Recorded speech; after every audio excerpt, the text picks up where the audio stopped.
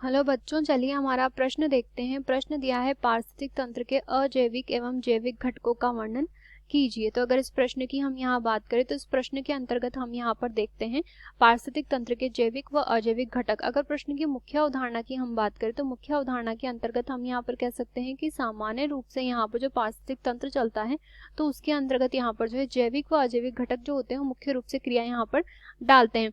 जैसे कि अगर हम बात करें अजैविक घटक की, तो अजैविक घटक के अंतर्गत यहाँ पर जो आता है वो यहाँ होता है ताप, इसके अलावा मृदा, इसके अलावा प्रकाश।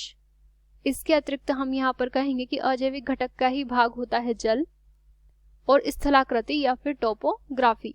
ये भी यहाँ पर जो है अजैविक घटक का भाग होता है। अगर हम बात करें अजैविक घटक की तो इसके अंतर्गत हम कहेंगे कि जो तापमान होता है इसकी यहाँ पर जो है निश्चित मात्रा आवश्यक होती है। निश्चित मात्रा का अर्थ है हम यहाँ पर कहेंगे कि तापमान जो होता है ये शरीर में यहाँ पर जो है ताप हानि व ताप लाभ को भी बताता है। अगर ताप हानि व ताप लाभ की बात करें तो जीव जो होते हैं उनके लिए ये बहुत ही ज्यादा आवश्यक होता है।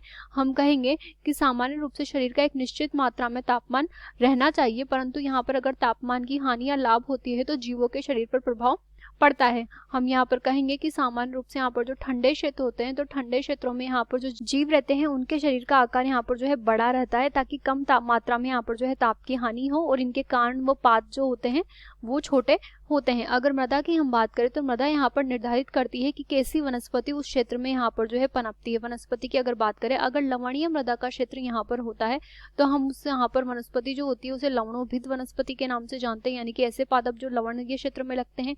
इसके अलावा हम कहेंगे अगर मृदा वहाँ पर बालू प्रकार के तो बालू को उद्भिद प्रकार के वहाँ पर जो है पादप लगते हैं, तो ये मृदा पर भी यहाँ पर निर्भर करते हैं। अगर प्रकाश की हम बात करें तो पर्याप्त मात्रा में यहाँ पर जो है सभी को प्रकाश की आवश्यकता होती है। हम कहेंगे कि सामान्य रूप से सूर्य की जो किरण होती है जिसे हम यहाँ पर जो है प्रकाशीय एक्टिव रेडिएशन कहते हैं, यानी कि यहाँ पर जो है फोटोसिंथेटिक एक्टिव रेडिएशन हम कहते हैं।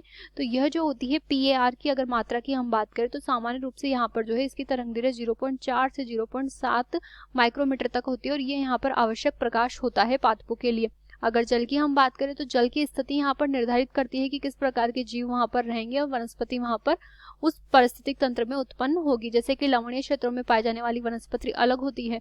टोपोग्राफी की अगर बात करें तो टोपोग्राफी के अंतर्गत हम यहाँ पर कह सकते हैं कि ये जो होता है स्थल की आकृति को प्रदर्शित करता है। स्थल की आकृति व भूमि की ऊंचाई तथा पर्वतमालाओं को ये यहाँ पर जो है प्रदर्शित करता है। इसके पश्चात हम बात करते हैं यहाँ पर जैविक घटकों की। तो जैविक घटकों की हम बात करें तो हम कहेंगे कि उपभोक्ता और इसके अतिरिक्त यहाँ पर जो उत्पादक होते हैं वो यहाँ पर इसके जैविक घटक होते हैं। तो जैविक घटक के अंतर्गत हम यहाँ पर कह सकते हैं कि किसी भी यहाँ पर पारिस्थितिक तंत्र के अंतर्गत जो उत्पादक होते हैं, जैसे कि सामान्य रूप से उत्पादक जो होते हैं वो पारिस्थितिक तंत्र के अंतर्गत पादप होते हैं। इसके अलावा हम कहेंगे पादपों के अंतर्गत यहाँ पर घास तथा बड़े व छोटे पादप भी आते हैं। इसके अलावा उपभोक्ता की हम बात करें तो वो यहाँ पर होते हैं जो पादपों का यहाँ पर उपयोग करते हैं। उपभोक्ता की बात करें तो जैसे हिरण अगर वन क्षेत्र में पारिस्थितिक तंत्र में आता है।